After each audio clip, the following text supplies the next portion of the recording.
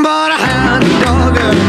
You're crying all the time. You ain't nothing but a hound dog. Crying all the time. Yes, that's right. It's time once again, Wednesday morning. Time is 8:42.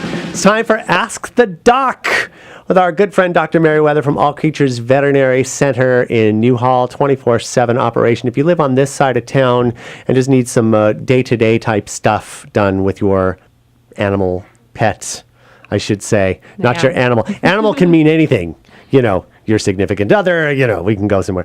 But Canyon Country Veterinary Hospital here on this side of town on Soledad next to the Regal Cinema. Welcome.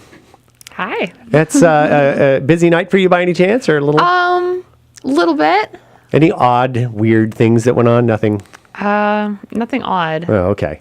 It's probably not, like, I know some ER nurses who can tell some really freaky stories about, actual Things hospital ERs. creatures have eaten is always a fun topic. Is it? Oh, we have to have that on this episode of Things Creatures Have Eaten. That's with something we your could have host. people call in for, too. Yes, my dog What ate has your lab something. eaten? Oh, wow. I mean, my dog got into a bunch of candy once.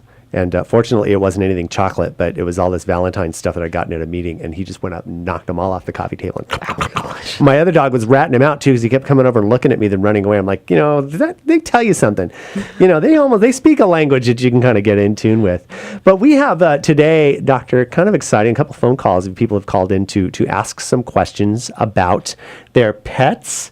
And we have Erin on the phone. Good morning, Erin. Good morning, George. Oh, you need to hang on a second. We need to do something incredibly crazy. We're going to do this live and grab some headphones for the doctor. I forgot about that.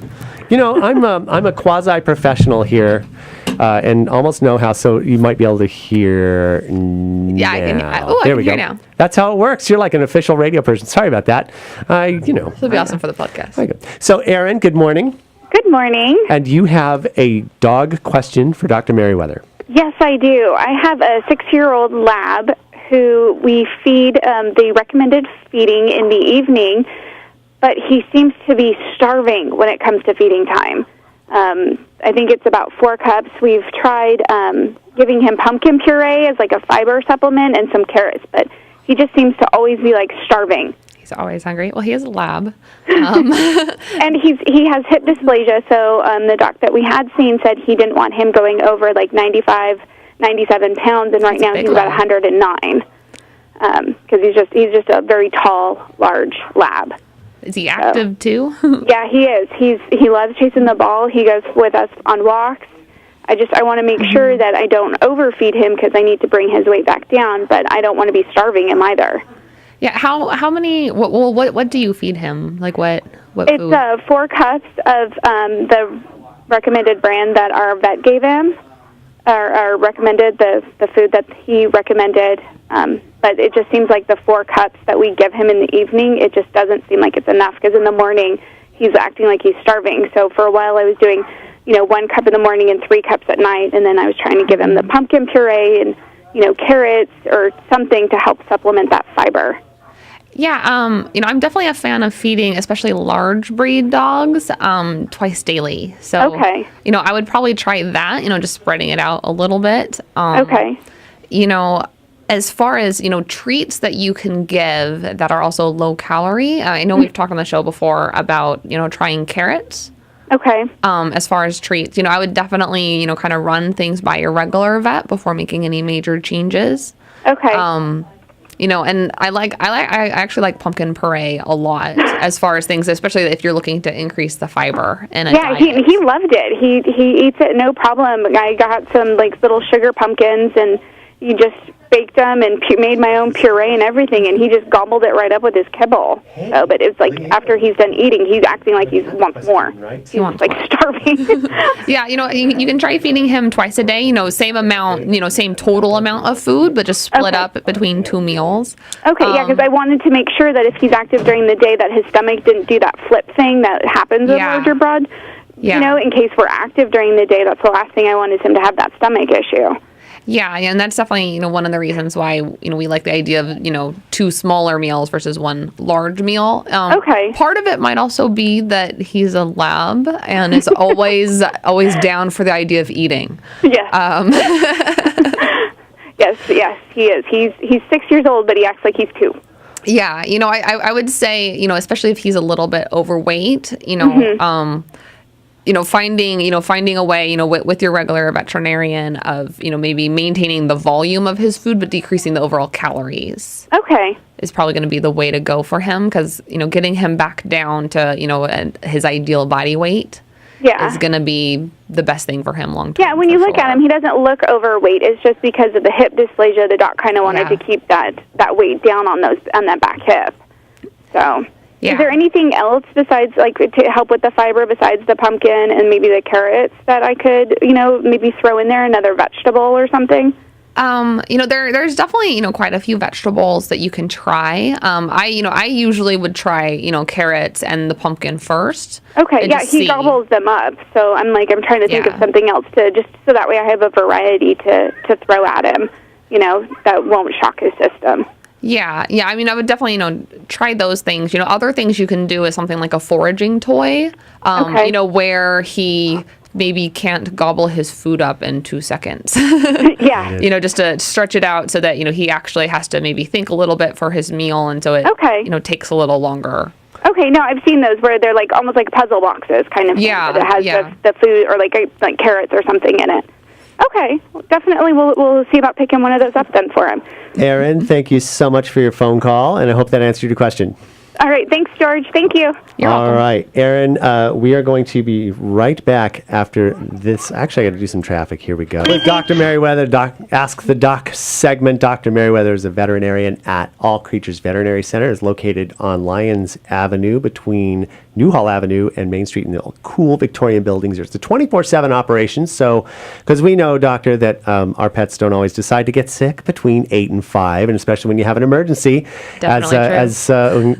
when they decide to eat something that they shouldn't or get into some scrapes that they shouldn't, that at any time of the day or night you can bring there. And also, for those of you who live on this side of the valley and just need normal veterinary services between what we consider standard operating hours, at Canyon Country Veterinary Hospital on Soledad next to the Regal Cinemas. We had Erin on the phone earlier asking questions about her dog and what she can do because he seems like he's starving. And that's true. Dogs always play that game, though. It's like, oh my gosh, look, I'm starving. Especially if you're a lab, they'll convince you they never get to eat at home. Oh, that's true. That's true. But we have a cat question now. And Leanne, are you on the phone? I am.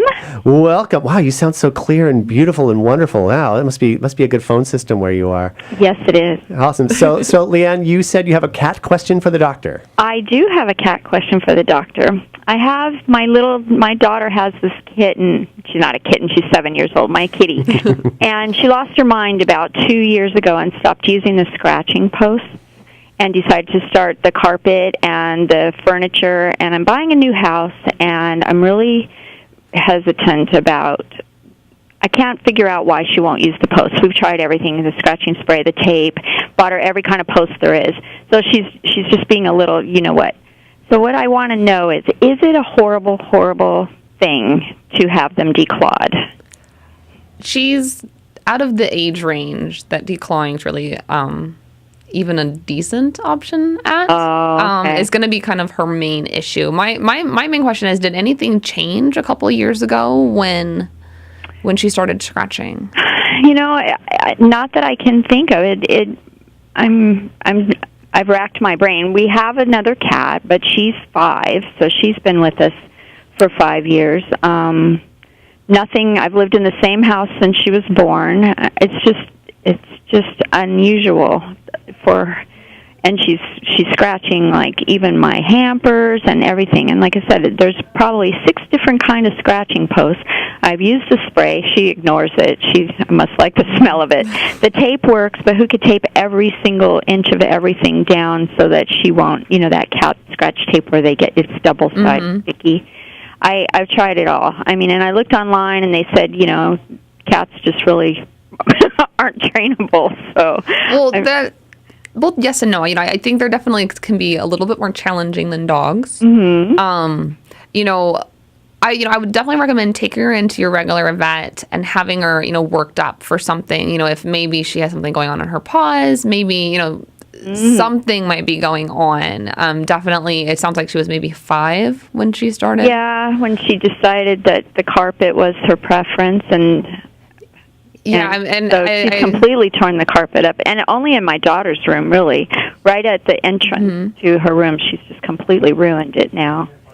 Yeah, so definitely, one possibility, is if you've heard of the product called Soft Paws. And so they're these little plastic covers that you can put over a nail, and you basically, I think they come with this type of glue, but you basically super glue them in place. Goodness. And they're awesome. We have used those before. Yeah, and so have I, actually. One cat worked really well with it. The other cat was able to bite them off. But even still, it worked pretty well. But you have to replace them every now and then. They do shed them. And so kind of depending upon how often your cat sheds her nails, but sometimes that can be a big help. And especially at her age, it might be a better option than declawing her. It didn't even occur to me that she could have a issue with her paws.